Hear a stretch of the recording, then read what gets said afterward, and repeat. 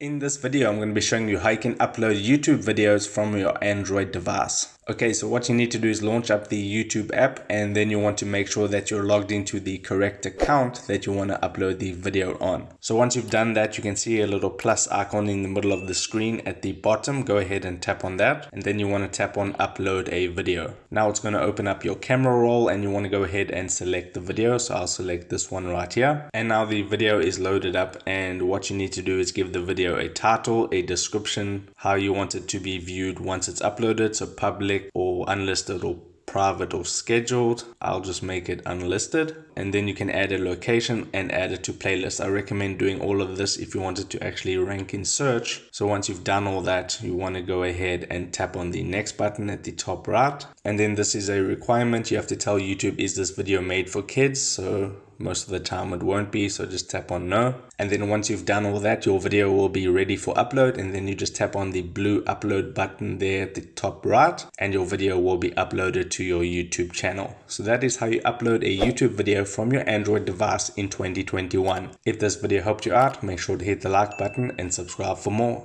Take care.